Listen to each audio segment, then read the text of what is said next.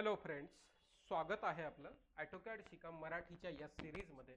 या सिरीजच्या लास्ट लेक्चरमध्ये आपण आर्क कमांडबद्दल डिस्कस केलं होतं.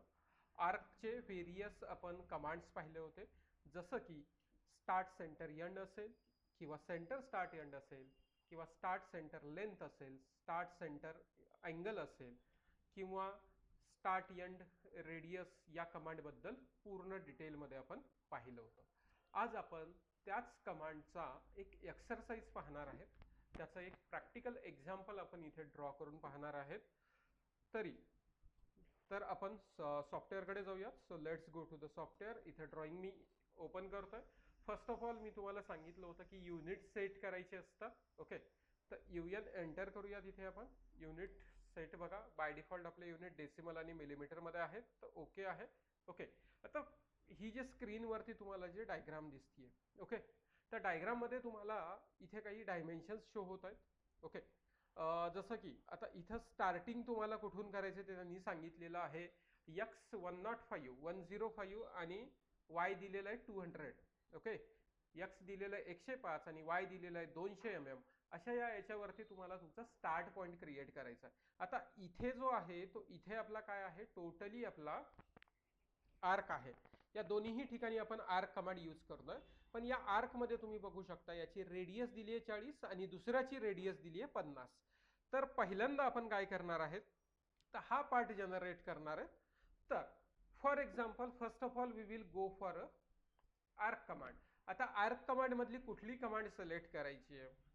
आता एक लक्षात घ्या, इथे व्हेरियस कमांड पैकी सध्या आपण सिलेक्ट करतोय स्टार्ट सेंटर एंड वाला, कारण त्यांनी आपल्याला सेंटर पॉइंट सेंटर पॉइंट दिलेला आहे. तर त्याच्यामुळे सेंटर स्टार्ट एंड कमांडचा आपण यूज करणार आहे. कुठली? Centre start end. कारण आपल्याला सेंटर इनिशियली त्यांनी सांगितलेलं आहे. सेंटर कुठे आहे तर ते त्यांनी सांगितलेलं आहे. सेंटर आहे एक्स डायरेक्शनला 105 आणि वाय डायरेक्शनला 200 mm वरती. So go to the arc command. Arc command मध्ये आपण काय करतोय, सेंटर पॉइंट घेतला, सेंटर स्टार्ट एंड कमांड. आता सेंटर घेतल्याच्या नंतर इथं आपल्याला कोऑर्डिनेट द्यायचे आहेत. काय द्यायचे आहेत? कोऑर्डिनेट द्यायचे आहेत. आता कोऑर्डिनेट एक्स डायरेक्शनचे किती देतो आपण? 0,0 करतो. तसंच इथं 105,200 करणार आहेत आपण. किती? 105,200. आता आपला आर्क कुठे आला तर इथे आलाय. Okay, point, sorry not arc, आर्कचा पॉइंट आपण म्हणू शकतो. त्यानंतर या राईट हँड साईडला आपल्याला त्याचं रेडियस किती दिलेलं आहे? 40 दिलेलं आहे. म्हणून इथे आपण इथे 40 प्रेस करतोय आणि राईट साईडला पण इथे क्लिक करायचा. ऑटोमॅटिकली तो 120 वरती क्लिक झाला. देन आता हा आर्क आपला आला, हाफ आर्क. परत आपल्याला दुसरा आर्क जनरेट करायचा ज्याची रेडियस 50 mm आहे. मग इथे पण आपण तीच कमांड सिलेक्ट करतोय, that is the centre start end. आता ऑलरेडी आपल्याकडे सेंटर आहे, तर त्याच्यामुळे आपल्याला कोऑर्डिनेट देण्याची आवश्यकता नाहीये. इथे क्लिक करा, व्हॅल्यू टाका 50, कारण रेडियस 50 दिली आहे, आणि इकडे परत कर्सर क्लिक करा. ओके, ठीक आहे. देन इथे लाईन कमांडद्वारे आपण या दोघांनाही जॉईन करून घेणार आहेत. ओके, लाईन कमांडद्वारे दोघांनाही इथे जनरेट केलेलं आहे. Okay, then go to the, आता इथून आपल्याला एक लाईन दिलेली आहे, दॅट इज अ 60 mm ची. किती mm ची दिलेली आहे? 60 mm ची लाईन दिलेली आहे. तर 60 mm ची लाईन ड्रॉ करण्यासाठी परत आपल्याला लाईन घ्यावी लागेल. लाईन ड्रॉ करून आपण इकडे 60 mm चं डिस्टन्स घेतोय. ओके, 60 घेतला. मग त्यानंतर इथे पाहू शकता तुम्ही, स्क्रीनवरती पहा. आता हा जो पॉइंट आहे, हा इथून आपण 60 mm घेतलं, या पॉइंटला आहात. इथून हा इकडे घेतलेला आहे. आता या दोघांचे सेंटर, म्हणजे हा आपला सेंटर आणि ही लाईन एकाच लाईन मध्ये आहेत, इन लाईन आहेत. म्हणजे हा आपला किती mm असणार आहे? आपण इथून सेंटरला 50 mm घेतला, तर इथून पण आपला किती असणार आहे? 50 mm असणार आहे. ओके, हे 50 दिलंय. तर त्यानंतर आपल्याला डाऊनवर्ड, आता याची पण रेडियस किती दिली आहे? 50 दिली आहे. आपल्याला डाऊनवर्डला बघू शकता 50 रेडियस दिली आहे. तर आपल्याला डाऊनला पण काय घ्यायचं, याला 50 mm वरती जनरेट करायचं आहे. त्यानंतर लाईन एस्केप करा. परत आपण लाईन जनरेट करणार आहेत इथे इकडनं. आता हा 60 mm आहे, तर ही पण लाईन आपली 60 mm चीच असणार आहे. सो गो टू द 60, कारण दोन्हीही एकाच डायरेक्शनला पाहू शकता. इथे इथे इथे ते जॉईन केलेलं आहे, इथे बघू शकता. ओके, आता इथे आर्क जनरेट केलेला आहे. आता आपण या ठिकाणी आर्क कमांडसाठी आपली जे कमांड यूज करणार आहेत, तर ती आहे स्टार्ट एंड रेडियस, म्हणजे आपल्याला याचा स्टार्टिंग पॉईंट माहिती आहे, एंडिंग पॉईंट माहिती आहे आणि रेडियस माहिती आहे, म्हणून याचा यूज करतोय, that is the start end radius. तर स्टार्टिंग पॉईंट मी इथे घेतला आणि एंडिंग इथे घेतला आणि रेडियस दिली आहे 50. ओके, ठीक आहे, आपल्याला जसं पाहिजे होतं तसं आलेलं आहे. समजा फॉर एक्झाम्पल मी काय करतोय, परत हीच कमांड सिलेक्ट करतोय. समजा स्टार्टिंग पॉईंट मी हा घेतला आणि एंडिंग हा घेतला आणि रेडियस टाकली आहे 50. तर आउटपुट मिळणार हे कसं आहे, अपोजिट साईडचं मिळतं आपल्याला. तर त्यामुळे सिलेक्शन करताना पॉईंट, स्टार्टिंग पॉईंट आपल्याला प्रॉपर सिलेक्ट करावा लागतो. क्लिअर, इथपर्यंत क्लिअर आहे. देन आता इथे आपल्याला, आपण सर्कलमध्ये कमांड पाहिल्या होत्या, आठवत आहेत का, टॅन रेडियस. आता इथं 20 डायमीटर दिलेलं आहे, तर आपण काय करू शकतो, रेडियस 20 डायमीटरची रेडियस किती असणार आहे, 10. तर इथे आपण टॅन रेडियसचा कमांड यूज करणार आहे, that is the tan radius. कशामध्ये टँजंट घ्यायचंय, या सर्कलला टँजंट घ्यायचंय, इथे टँजंट घ्यायचंय आणि रेडियस द्यायची आपल्याला 10. इथे आपला जनरेट झाला. देन या पण साईडला आपल्याला किती दिलाय, 10 डायमीटरचा दिलाय, म्हणजे 5 रेडियसचा दिलाय. परत आपण तीच कमांड घेणार आहे, that is the tan radius, आणि इकडे टँजंट, या लाईनला टँजंट आणि या आर्कला टँजंट, असं दोन्ही ठिकाणी टँजंट करून रेडियस टाकणार आहेत 5. इथपर्यंत तुम्हाला लक्षात आलं.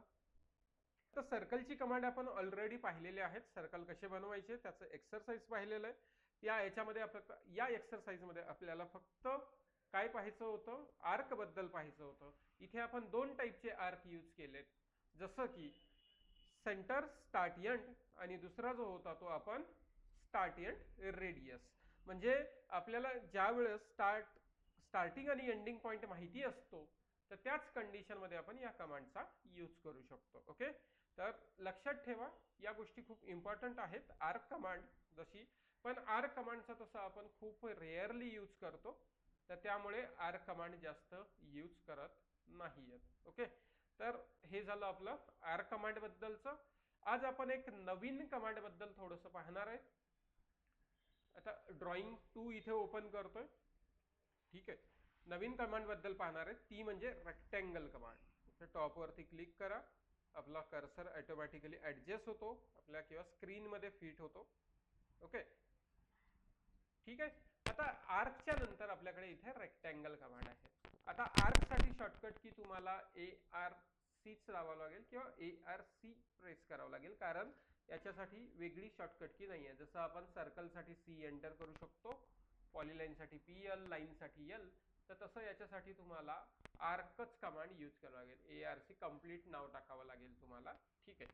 त्यानंतर आता इथे रेक्टँगल कमांड आहे. आता रेक्टँगल जो असतो तो आपण डायगोनली ड्रॉ करतो. डायगोनल म्हणजे कॉर्नर टू कॉर्नर मध्ये, कारण रेक्टँगलला 4 कॉर्नर असतात, त्याच्या डायगोनल मध्ये आपल्याला 2 कॉर्नरचं डिस्टन्स किंवा 2 पॉईंट तुम्हाला द्यावे लागतात. तर इथे रेक्टँगल कमांड घेतली आहे.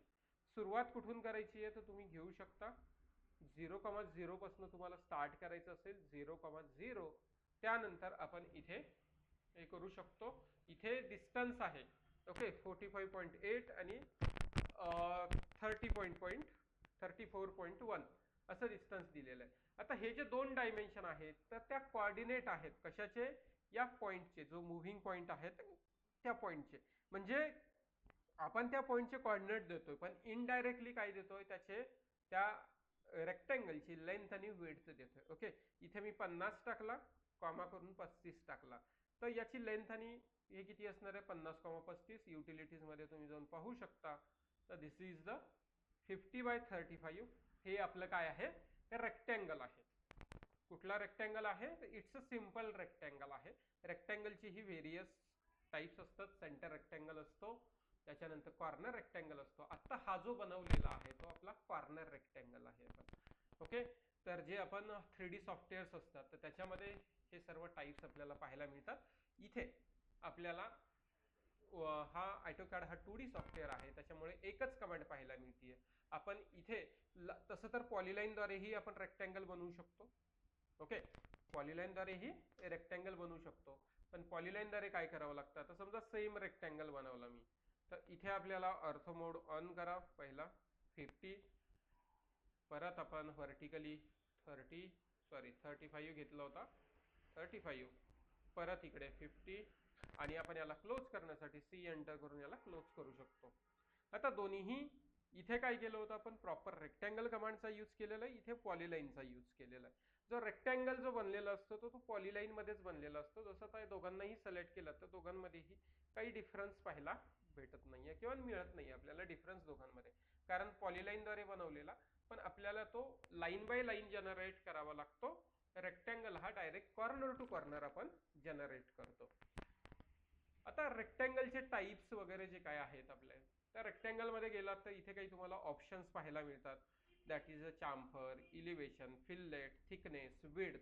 तर हे पूर्ण काय आहेत, कसे आपण याचा यूज करू शकतो, हे आपण येणाऱ्या नेक्स्ट लेक्चर मध्ये पाहणार आहेत याच्याबद्दल. ओके.